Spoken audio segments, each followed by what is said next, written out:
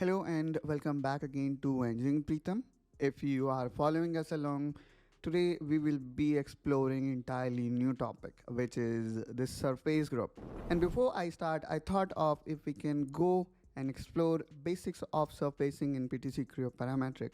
Before we jump into the tools, let's first of all understand what surfacing is and then what are the industries or application of it. Unlike solid modeling, which create volumetric parts, for example, these are some of popular tools that we have used and shown you how we can utilize them in our previous video. Surfacing deals with creating and modifying open and closed surfaces.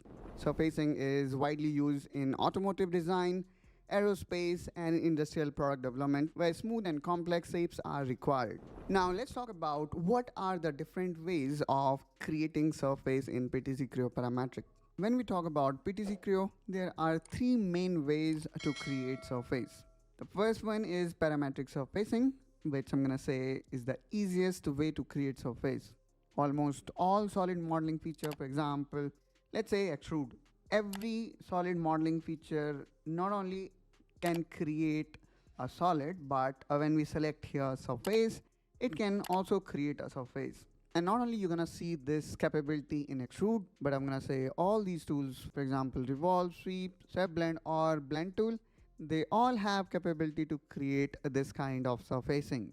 The second category comes to dedicated surfacing tool. For example, this boundary blend that help us create surface using multiple curve.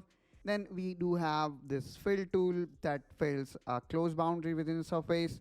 Then we do have this Freestyle that allow free-form surfacing useful for organic shapes. Then we do have advanced surfacing like Style tool, which is also known as ISDX or interactive surface design extension. And that I'm gonna say is also part of advanced surfacing in PTC Creo Parametric. This is particularly useful, let's say, in automotive or industry design, where smooth and curvature continuous surfaces are critical. And then here you can see the merger or mixed bag of editing tools that are not only specific to the solid modeling, but also for surfacing. For example, thicken, trim, merge, extend, and so on. So this video was more of a brief introduction of what we're going to cover in our upcoming video.